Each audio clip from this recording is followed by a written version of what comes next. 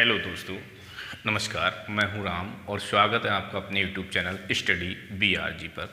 आज हम लोग जो क्लास करने जा रहे हैं उसका नाम है, हम लोग हड़प्पा सभ्यता की काल को पढ़ रहे थे। तो आइए हड़प्पा सभ्यता में आज हम लोग पढ़ने जा रहे हैं एक बहुत इम्पोर्टेंट टॉपिक को, जिसका नाम है आर्थिक स्थिति। आर्थिक स्थिति, ठीक है, एक इम्पॉर्टेंट टॉपिक है ये। आप मान के चलें कि यहाँ से क्वेश्चन 100% आपसे पूछा ही जाता है। अब आप समझिए यहाँ पर आर्थिक स्थिति के बारे में। तो एक सामाजिक जो समाज है उसकी आर्थिक स्थिति में क्या क्या चीज़ें हो सकती हैं, सबसे पहले तो हम लोगों को इस चीज़ के बारे में समझना है। तो अगर आप देखें उस समय अगर पहुँचते हैं आप, उस समय के दौरान की बात करते हैं तो दो तीन चीज़ें बहुत मुख्य थीं। एक कृषि किस दशा में थी। कृषि प्रधान देश तो हमारा पहले से ही रहा है, तो उस समय मुख्य आधार आपका कृषि रहा ही होगा।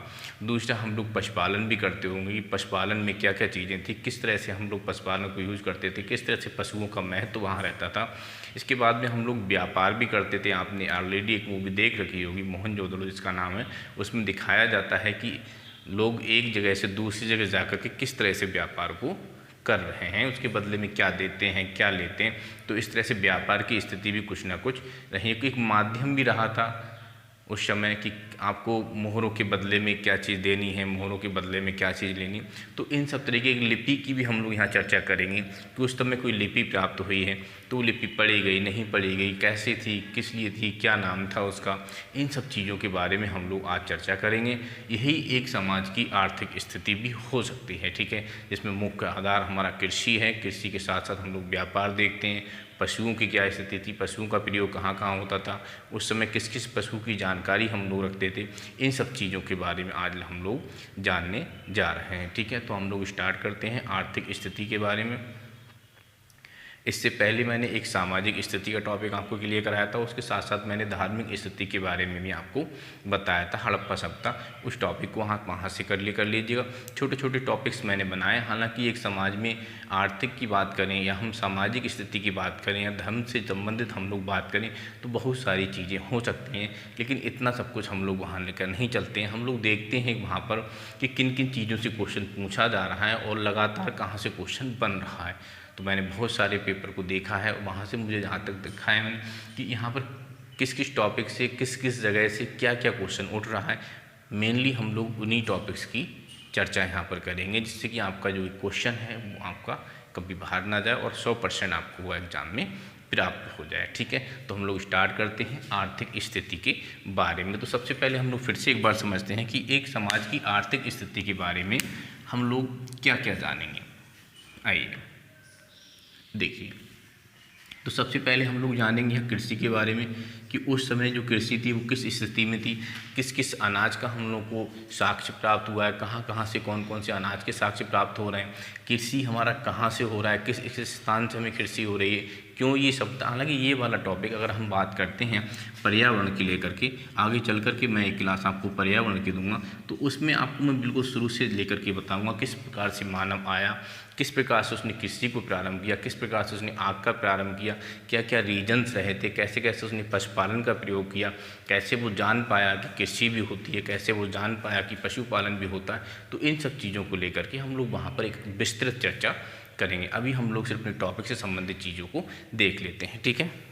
तो सबसे पहले हम लोग यहाँ देखेंगे कृषि के बारे में कि उस समय कृषि की स्थिति क्या रही थी। इसके बाद हम लोग यहाँ जानेंगे पशुपालन के बारे में, ठीक है। और इसके बाद हम लोग यहाँ देखेंगे व्यापार वाणिज्य क्या चल रहा है, यहाँ पर व्यापार वाणिज्य क्या है, और उसका मीडियम भी देखेंगे हम लोग कि क्या माध्यम था, ठीक है। और इसके बाद में हम लोग यहाँ जानेंगे इसकी लिपि के बारे में कि उस समय की जो लिपि थी वो कैसी थी। तो ये 4 टॉपिक्स पे मैं विशेषकर यहाँ चर्चा करूँगा कि इन 4 टॉपिक्स से ही क्वेश्चन पूछा जाता है, ठीक है।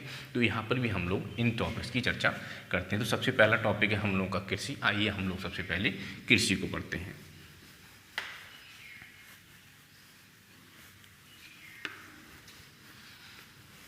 देखिए, थोड़ा सा ये टॉपिक कठिन होता है तो उसको लेकर के परेशान होने की ज़रूरत बिल्कुल नहीं है। आराम से आप इस टॉपिक को पढ़िए, आपका ये टॉपिक बहुत अच्छे से क्लियर हो जाएगा और ये आप जान लीजिए कि यदि आप यूपीएससी या पीसीएस के एग्ज़ाम की तैयारी कर रहे हैं तो यहाँ आपको टॉपिक बहुत अच्छे से पढ़ना होगा कि लगातार प्री से लेकर के मेंस तक के ये क्वेश्चंस पूछे जाते हैं। तो मैंने यहाँ पर कोशिश की है कि आपका प्री लेवल का कोई भी क्वेश्चन आपसे यहाँ ना बचे, ठीक है।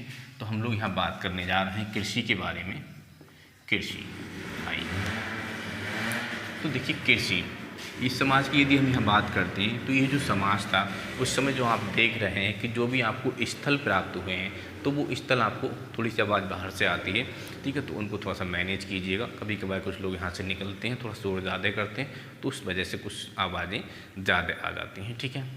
तो हम लोग यहाँ देखेंगे कि जो लोग आपने हम लोग जो स्थल की बात कर रहे थे कि जो स्थल है वो कहाँ कहाँ से प्राप्त हुए। तो उस समय के स्थल की अगर हम बात करें तो किसी न किसी नदी के तट के आसपास के ही स्थल हम लोगों को प्राप्त हो रहे हैं। जैसे हम लोग बात करते हैं सिंध नदी के आसपास के क्षेत्र से हमें काफ़ी स्थल प्राप्त हुए हैं। सरस्वती नदी के आसपास में, लोथन नदी के आसपास में, हमारा जो है चिनाव नदी के आसपास में, दक्षिण की बात करते हैं तो पिरवरा गोदावरी नदी के आसपास में, पूरब में जाते हैं तो आलमगीरपुर नदी के आसपास में। तो हम लोग यहाँ पर देखते हैं कि जितने भी स्थल हमें प्राप्त हो रहे हैं वो नदियों के आसपास में प्राप्त हो रहे हैं। क्यों प्राप्त हो रहे हैं नदियों के आसपास में? आप जानते हो कि नदियों के आसपास की जो मिट्टी होती है वो काफ़ी उपजाऊ होती है, जिसे हम जलोढ़ मृदा कहते हैं, ठीक है। तो ये जो कृषि होती है, ये बेहतर कृषि जो होती है, ये सभी बच्चे बहुत अच्छे से जानते हैं इन चीज़ों के बारे में कि जो बेहतर कृषि होती है वो नदियों के आसपास के क्षेत्रों में ही होती है। तो नदियों के आसपास के क्षेत्रों में अच्छी खेती होने के कारण इन लोगों ने अपने स्थल भी कहाँ बनाए थे, जो निवास स्थान थे वो नदियों के आसपास ही बनाए थे, ठीक है। तो सबसे पहला टॉपिक तो हमारा यही हो जाता है कृषि को लेकर। यदि हम बात करें सिंध नदी एवं अन्य नदियों की उपजाऊ ज़मीन कह लें या भूमि कह लें, ठीक है, जिसे हम लोग क्या कह सकते हैं यहाँ पर जलोढ़ मृदा। कौन सी मृदा थी इस समय होगी, इसके आसपास की मृदा कौन सी मृदा कहलाएगी? तो जलोढ़ मृदा कहलाएगी, ठीक है। अब यदि हम बात करें किन किन फसलों की हम लोग को जानकारी हुई है तो गेहूं की जानकारी हुई है, तो आप बहुत अच्छे से जानते हैं। ये चीज़ आपको मैंने पाषाण काल में स्टोन एज जब पढ़ा था तो हमने वहाँ भी इस चीज़ के बारे में आपको बताया था। गेहूं के 3 प्रकार के साग यहाँ पर मिले, 3 जाति इसे हम कह सकते हैं। गेहूं की बात करें यदि हम जौ की, कि जौ में क्या मिल रहा है, तो यहाँ पर जौ की 2 प्रजातियाँ हम लोग को यहाँ मिल रही हैं। तो जौ में भी हम लोग देखते हैं कि 2 प्रजातियाँ हमें मिल रही हैं। हमें और भी फसल प्राप्त हुई जैसे कपास है, जैसे हम तरबूज है, खरबूज है, मटर है, राई है, इस तरह की फसलें भी हमें यहाँ से प्राप्त हुई हैं। आइए गेहूँ, जौ, मटर, कपास, खजूर, तरबूज, राई, सरसों, तिल। कितनी फसलें होंगी? 9 होंगी। 1 2 3 4 5 6 7 8 9, ठीक है। तो ये हमें 9 फसलों के यहाँ पर साग से प्राप्त हो रहे हैं कि ये 9 फसलें हम लोगों को कहाँ से मिल रही हैं? सिंधु घाटी सिविलाइजेशन से 9 फसलें, ठीक है। अब यहाँ पर देखते हैं, अगर आप लिखना चाहो तो यहाँ गेहूं की कितनी प्रकार की प्रजाति मिल रही है? तो 3 प्रकार की गेहूं की प्रजाति मिल रही है। जौ की बात करें तो जौ की कितनी प्रकार की प्रजाति मिल रही है? तो 2 प्रकार की प्रजाति मिल रही है। इन्हीं पर हम लोग अगर बात करते हैं खजूर, तरबूज, मटर, कपास, ठीक है। तिल की अगर हम बात करते हैं तो ये कहाँ से मिल रहा है? हमें बनवाली से, सॉरी जो ही हमें बनवाली से, चलिए मैं अलग लिख देता हूँ। आइए यदि हम चावल की बात करते हैं, चावल के जो साक्ष्य हमें प्राप्त हो रहे हैं वो कहाँ से प्राप्त हो रहे हैं? तो चावल के जो साक्ष्य हैं हमें वो लोथल से प्राप्त हो रहे हैं। यहाँ पर यदि हम बात करें धान की भूसी, चावल के साथ साथ आप लिखना चाहो तो यहाँ पर बाजरा को भी लिख लीजिए कि बाजरा के साक्ष्य भी हीने से प्राप्त हो रहे हैं। यदि हम यहाँ बात करें धान की भूसी के बारे में, धान की भूसी कहाँ से मिल रही है, तो मैं आपको पहले भी बता चुका हूँ एक बार इस बात को कि ये कहाँ से मिल रहा है, हमें रंगपुर से मिल रहा है। यदि ही नहीं हम बात करते हैं कपास के बारे में कि भाई कपास के साक्ष्य हमें कहाँ से मिल रहे हैं, तो ये सिंध नदी के आसपास के सिंध क्षेत्र जो था उसके आसपास से हम लोग क्या मिल रहा है यहाँ से, सिंधु क्षेत्र के आसपास से हमें कपास के साक्ष्य मिल रहा है। हीनी यदि हम बात करें कि राई है, ठीक है, रागी है, ये फसलें हमें कहाँ से मिल रही हैं, तो एक स्थान रहा है जिसका नाम है रोजदी। क्या नाम है इसका, रोजदी। तो ये रोजदी से प्राप्त हो रहा है, और रोजदी कहाँ पर पड़ता है, हमारी एमपी में पड़ता है। तो इस तरह के हमें कृषि के साक्ष्य यहाँ से प्राप्त हो रहे हैं कि चावल और बाजरा लोथल से प्राप्त हुआ है, धान की भूसी रंगपुर से प्राप्त हो रही, और जो कपास है हमारा, वो कपास कहाँ से प्राप्त हो रहा है, सिंधु क्षेत्र से प्राप्त हो रहा है। ही नहीं हम बात करते हैं, राई है, रागी है, मिलेट भी होता है, ठीक है, तो मिलेट तो हमारा दक्षिण भारत से प्राप्त हुआ है। तो हम राई और रागी की बात करते हैं, कहाँ से मिल रहा है हमको, रोजदी एमपी से प्राप्त हो रहा है, ठीक है। तो ये सब थे हमारे पास यहाँ पर कृषि के साधन, जिससे हम लोग क्या करते थे, अपनी अर्थव्यवस्था को बनाते थे, ठीक है। अब देखिए इसके बाद का जो टॉपिक है हम लोग का, वो है कृषि से पशुपालन से संबंधित, कि पशुपालन में ये लोग क्या क्या करते थे, पशु का क्या महत्व था इस समय। सबसे बड़ी बात तो ये है कि पशु का महत्व क्या था। तो देखिए पशु का क्या महत्व था। तो अगले टॉपिक पे हम लोग पहुँचते हैं, जिसका नाम है यहाँ पर पशुपालन। तो आज भी देखिए पशु का क्या महत्व, जो आज महत्व वही उस समय पशु का महत्व था, तो आज पशु का क्या महत्व समझिए इसके बारे में। तो आज जो पशु है हमारा किस काम में आता है, तो वो परिवहन के काम में आता है। देखिए परिवहन के काम में आता है, इधर से उधर माल ढोने के काम में हमारे पशु का प्रयोग किया जाता है। दूसरा है हम लोग पशु को भोजन के रूप में भी प्रयोग करते हैं।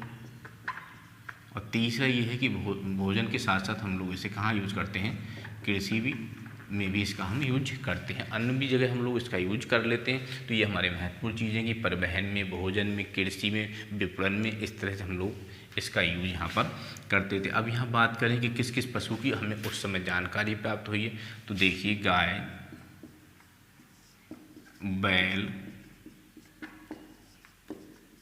भैंस, कुत्ता, बारहसिंघा, हाथी, बाघ, ऊंट लिख लीजिए, ऊंट,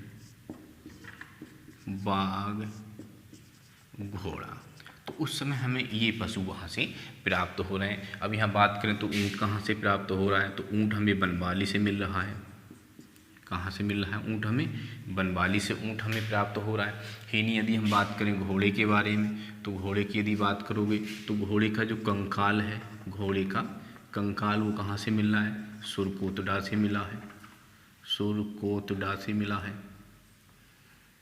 सुरकोटडा से क्या मिल रहा है, हमें घोड़े का कंकाल प्राप्त हुआ है। ही नहीं यदि हम बात करें इसके जबड़े के बारे में कि घोड़े का जबड़ा कहाँ से मिल रहा है, ठीक है। अगर हम बात करते हैं घोड़े के दांत के बारे में,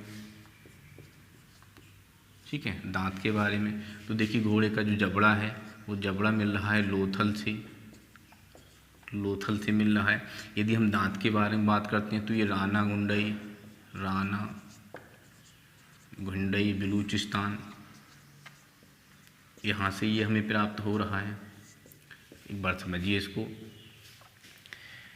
ये किस किस चीज़ों में यूज होता है, तो परिवहन में, इधर से उधर ले जाने में, भोजन में पशु का प्रयोग करते हैं। आज भी हम लोग भोजन में पशु का यूज करते हैं, कृषि में यूज करते हैं। तो जो चीज़ें उस समय हो रही थी आज भी वही चीज़ें हो रही हैं, तो काफ़ी हद तक देखी जाती है यहाँ हमारी पशुपालन के मामले में देखा जाता है तो काफ़ी हद तक यहाँ पर समानताएँ हो रही हैं। गाय, बैल, भैंस, कुत्ता, बारहसिंगा, हाथी, ठीक है, ऊँट, बाघ, घोड़ा, इस तरह के पशु उसमें पाए जाते थे। इसमें देखा जाता है तो घोड़ा जो है, घोड़े की 3 चीज़ें प्राप्त हो रही हैं, तीनों चीज़ें इंपॉर्टेंट बहुत ज़्यादा एग्जाम में पूछी जाती हैं। तो घोड़ा का कंकाल कहाँ से मिला है, सुरकोटडा से मिला है। जबड़े की यदि बात करें तो लोथल से प्राप्त हो रहा है। दांत की यदि बात करते हैं तो रानागुंडई बलूचिस्तान से प्राप्त हो रहा है।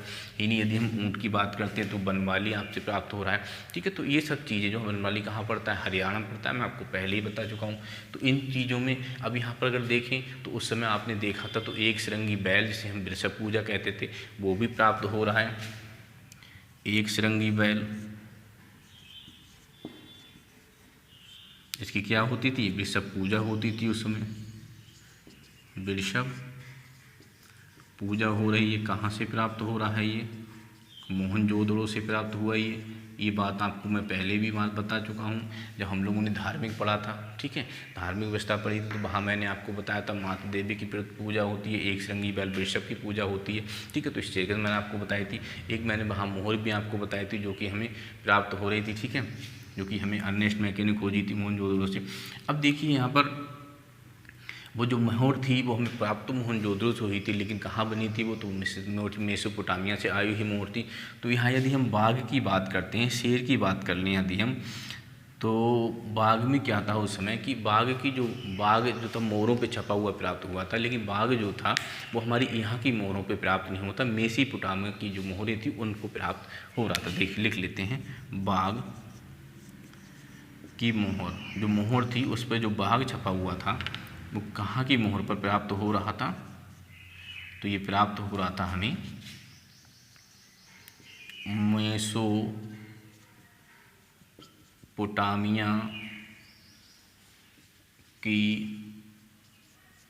मोहर पर अंकित था। और हम ही अगर बात करते हैं तो हड़प्पा सभ्यता की मोहर पर अंकित नहीं था। ठीक है, तो ये हम अगर बात करें कि मोहर जो बनी हुई थी, मोहर पर एक बाघ का जो पशु छपा हुआ मिला है, तो वो मोहर कहाँ से बनी थी? मेसोपोटामिया की बनी हुई थी, हड़प्पा सभ्यता की मोहर पर अंकित नहीं था। तो इन चीज़ों में 2-3 पॉइंट ज़्यादा इंपॉर्टेंट है, जैसे ऊँट के साक्ष्य कहाँ से मिले? बनमाली से मिले। घोड़े के साक्ष्य कहाँ से मिले? तो घोड़े में भी कंकाल सुरकोतरा से, जबड़े लोथल से, दांत राना घुंडई से। अक्सर यही क्वेश्चन पूछे जाते हैं जिन्हें मैं विशेषता आपको बता देता हूँ, इनके अलावा आपसे कोई क्वेश्चन ज़्यादा नहीं पूछा जाता है। ठीक है, अगला हम लोग यदि यहाँ बात करते हैं तो हम लोग बात कर लें यहाँ, चलिए पहले लिपि पर ही बात कर लेते हैं थोड़ी सी कि आखिर लिपि का क्या महत्व था उस समय। तो देखिए जो लिपि थी हमारी, सबसे पहली बात लिपि में यही बनती है कि ये पढ़ी नहीं जा सकी, पढ़ी नहीं जा सकी। जो लिपि थी वो नहीं पढ़ी गई थी। सबसे पहले जो प्रथम बार उसका जो ज्ञान हुआ हम लोगों को, प्रथम जानकारी जो हमें लिपि की हुई थी, प्रथम जो जानकारी हमें लिपि की हुई थी वो 1853 AD में हमें लिपि की जानकारी हुई थी, 1853 AD में। और इसके बाद में जो उसकी संपूर्ण जानकारी हम लोगों को मिली है लिपि की, संपूर्ण जानकारी हम लोगों को इसकी कब प्राप्त हुई? 1923 AD में हमें इसकी संपूर्ण जानकारी प्राप्त हो गई थी, किस प्रकार की लिपि है ये। लेकिन इस लिपि को कभी हम पढ़ नहीं पाए। ठीक है, तो वही इसकी विशेषता रही कि ये लिपि आज तक पढ़ी नहीं जा सकी है। अब अगर देखी जाए यहाँ पर लिपि में, तो लिपि में जो मूल चिन्ह थे यहाँ, क्योंकि चिन्हों के रूप में ये, चित्रों के रूप में ये लिपि पाई गई है, तो मूल चिन्ह की यदि बात करें तो 64 यहाँ पर मूल चिन्ह थे। ठीक है, इस प्रकार से बना दे रहा हूँ। ये मूल चिन्ह कितने थे यहाँ? तो 64 मूल चिन्ह थे। और इसके बाद में और भी यहाँ पर चित्रात्मक के रूप में यहाँ पर चिन्ह पाए गए हैं। चित्रात्मक हम कह सकते हैं, यहाँ पर देखिए लिखिए चित्रात्मक। आइए समझते हैं अभी ठीक से, इसको थोड़ा सा ध्यान से समझ लेना। ये चित्रात्मक लिपि थी यहाँ पर। और ये जो चित्रात्मक लिपि थी, तो यहाँ पर जो चित्र पाए गए हैं वो लगभग 200 से, कुछ किताबों में 205 मिलेगा, कुछ किताबों में 250 मिलेगा। तो थोड़ा सा कन्फ्यूजन, उसको लेकर परेशान होने की ज़रूरत नहीं है कि मैं आपको जानकारी के लिए बता दे रहा हूँ, लेकिन ऐसा नहीं है कि ये क्वेश्चन यहाँ से आपसे कभी पूछा जाए। ठीक, तो चित्रात्मक लिपि यहाँ पर हम लोगों को प्राप्त हुई है, और जिसे हम लोग क्या कहते हैं? देखिए, इसे हम लोग कहते हैं पिक्टोग्राफ। क्या कहते हैं?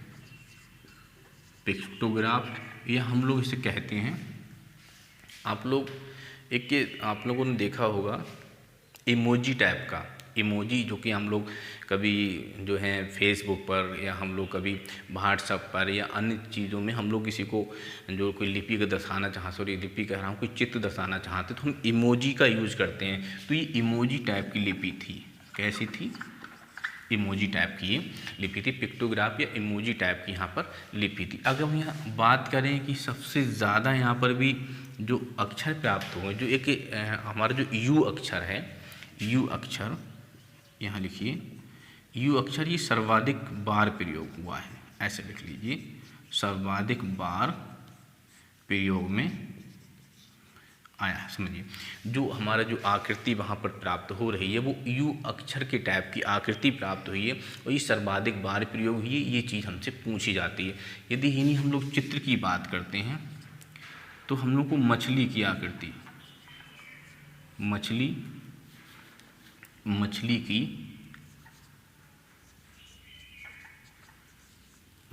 की आकृति के चित्र सबसे ज़्यादा प्राप्त हुए हैं। ठीक है, मछली की आकृति के चित्र हमें क्या हुए हैं यहाँ पर सबसे ज़्यादा प्राप्त हो रहे हैं। अब आप देखें यहाँ पर कि जो यहाँ पर जो लिपि थी वो चित्रात्मक थी। ठीक है, चित्रात्मक का मतलब क्या है कि यहाँ पर लिपि की जो पिक्टोग्राफ कहते हैं, या हम जो इसका जो नाम लिए हैं बूस्टोफोडन या बाउस्टोफेडम, या हम इसको कहते हैं गोमूत्र का लिपि, तो इसकी मुख्य विशेषता क्या थी, ये दाएँ से इस प्रकार से ऐसे लिखी जाती थी। ठीक है, वैसे हम लोग अक्सर कैसे लिखते हैं, इस टाइप से हम लोग लिखते हैं, हमेशा हम लोग इस टाइप से ही लिखते हैं। ठीक है, यही हमारे लिखने का तरीका होता है। ये जो उर्दू लिखी जाती है वो इस टाइप से लिखी जाती है, हम लोग हिंदी लिखते हैं जो रोमन वो इस टाइप से लिखते हैं हिंदी को। ठीक है, देवनागरी लिपि में।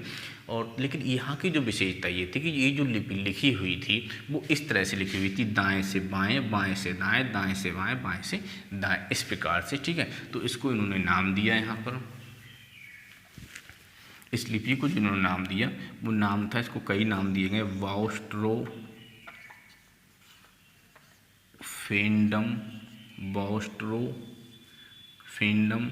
या हम इसको कह सकते हैं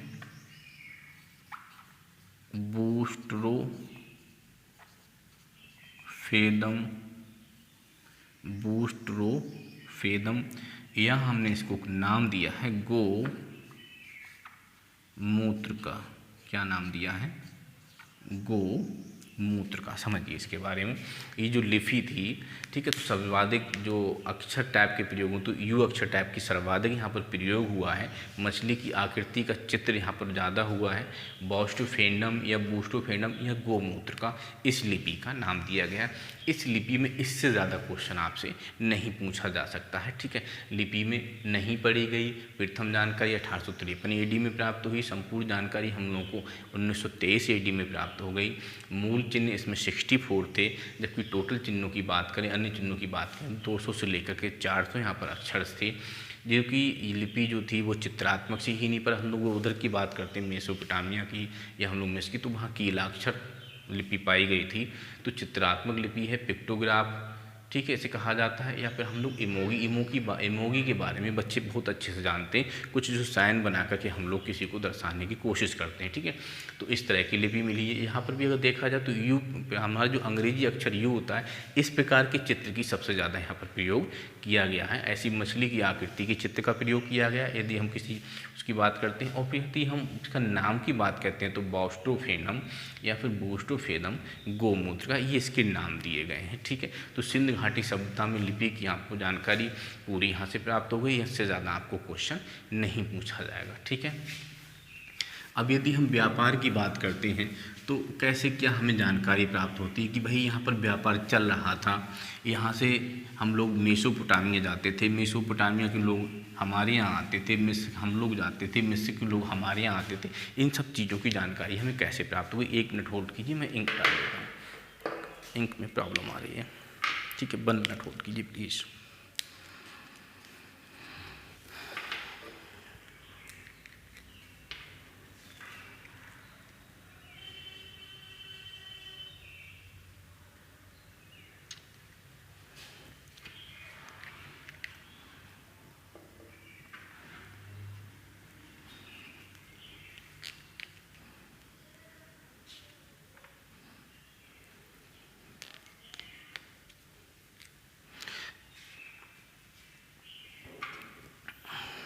आइए,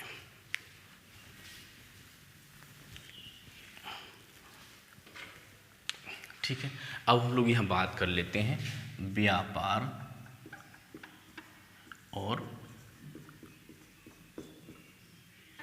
वाणिज्य को लेकर, ठीक है, कि क्या व्यापार और वाणिज्य होता था। तो आप लोग पहले भी थोड़ा सा जान चुके हैं कि आपको यहाँ मनके बनाने के कारखाने मिले और कहाँ से मिले। तो एक तो आपको लोथल से मिला था, मैं आपको पहले भी बता चुका हूँ, और दूसरा कहाँ से मिला आपको, चनहूदड़ों से। कहाँ से मिला, ये सबसे बड़ा था यहाँ पर, लोथल की अपेक्षा में यहाँ पे जो कारखाना था वो कैसा था, बड़ा था, ठीक है। ही यदि हम बात करते हैं तो आपको मम्मी का मॉडल मिला है, मम्मी का मॉडल मिला, और ये कहाँ का था, ये मिस्र का था। तो ये भी हमें एक जानकारी देता है, लोथल से प्राप्त हुआ था ये भी हमें एक जानकारी यहाँ पर देता है कि यहाँ से हमारा जो है व्यापार मिस्र के लिए होता था।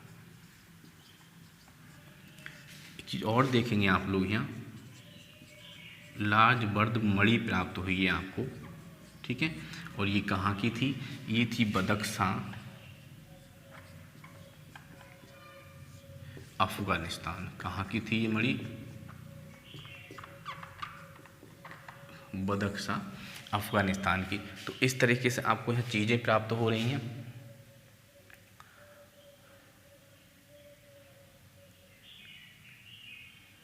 ठीक है, लाजवर्द मणि, बदख्शां, ईरान, अफगानिस्तान, ठीक। और देखिए यहाँ पर, यहाँ हम लोग को बहुमूल पत्थर मिल रहे हैं, बहुमूल पत्थर जो कि कहाँ मिलते थे, ये आते थे हमारे कश्मीर के एरिया से, जिसमें हम कह सकते हैं काठियावाड़ और कश्मीर से, काश्मीरवाड़ और कश्मीर से, ठीक है। अब यहाँ पर थोड़ा सा इस व्यापार के बारे में आप समझेंगे। और भी चीज़ें हैं, जैसे हम बात करते हैं तांबा के बारे में, कि तांबा की जानकारी हमें कहाँ से प्राप्त हो रही, तो आप जानते हैं खूब पूछा जाता है, ये तो इम्पोर्टेंट भी है, खेतरी राजस्थान से, ध्यान रखेंगे इसको। अगर हम बात कर लेते हैं इन्हीं पर सोना को लेकर के, सोना की कहाँ से व्यापारी मिलता है, तो कोलार, कर्नाटक से प्राप्त हो रहा है, ये कोलार कर्नाटक से प्राप्त हो रहा है। इन्हीं पर यदि हम बात करें, चलिए अब अभी ध्यान आते तभी मैं और आपको बता देता हूँ, जहाँ जहाँ भी जो व्यापार। अब व्यापार के बारे में थोड़ा सा समझिए। सिंधु घाटी सभ्यता के जो लोग थे उनको उस समय मेलुहा कहा गया है। क्या कहा गया, ये पूछा हुआ है आपसे कई बार, मेलुहा नाम दिया गया है, ठीक है, मेलुहा। ज़रा समझेंगे इसको ठीक से। इसके बाद में कभी भी हमारे सिंध घाटी सभ्यता को मेलुहा शब्द से नहीं कहा गया, ठीक है। अब देखिए मेलुहा शब्द, थोड़ा सा मैं आकृति बना के, मैप बना के समझा रहा हूँ, उसको समझिएगा। अगर हम बात करते हैं इस प्रकार से, यहाँ से देखिए,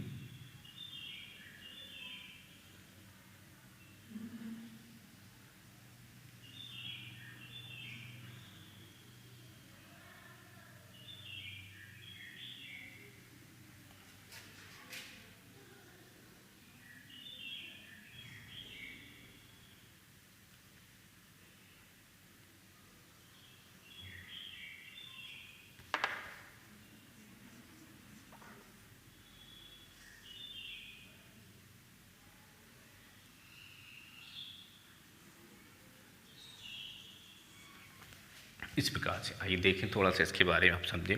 तो ये हमारा भारत हो जाता है, ये पाकिस्तान का एरिया हो जाएगा, ये फारस की खाड़ी हो जाएगी हमारी, और ये मिस्र का पार्ट है। और यहीं पर हमें क्या मिलता है, मैं थोड़ा सा यहाँ बना रहा हूँ, लिखता जाऊँगा। ये हमें मिलेगा मेसोपोटामिया, मेसोपोटामिया, मेसोपोटामिया। देखिए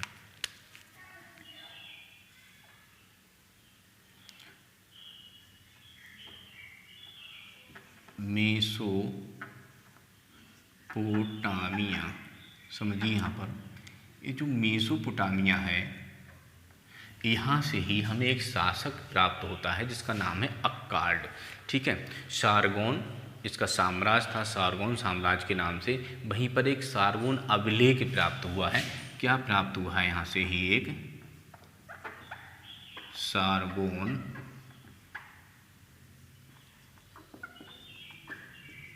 अवलेख, सारगोन अवलेख प्राप्त हुआ है, जो कि जिसके जो राजा थे, मैं राजा लिख दे रहा हूँ यहाँ पर, उसका क्या नाम था, अक्काड। क्या नाम था उसका, अक्काड। यहाँ का जो शासक था उसका नाम था राजा अक्काड। यहाँ से हमें 3 नाम प्राप्त हो रहे हैं, और वो 3 नाम कौन कौन से हैं।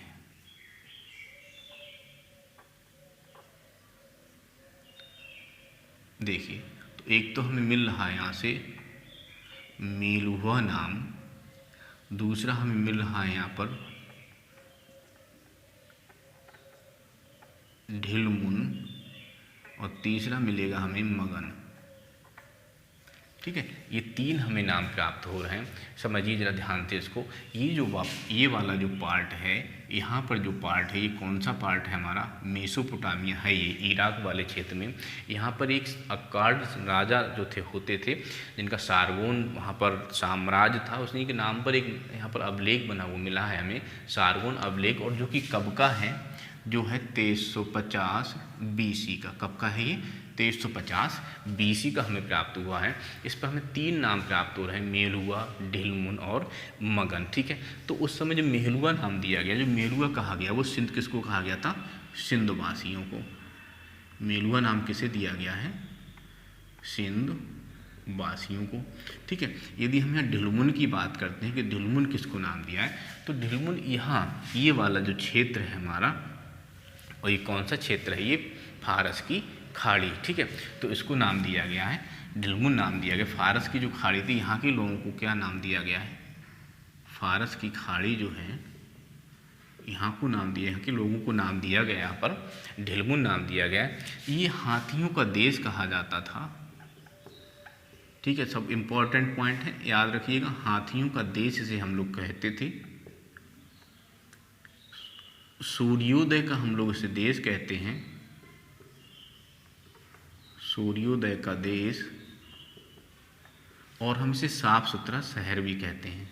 अभी मैं सब आपको बता दूंगा कि ऐसा क्यों कहा गया है, साफ सुथरा नगर। देखिए, शहर लिखिए, समझिए।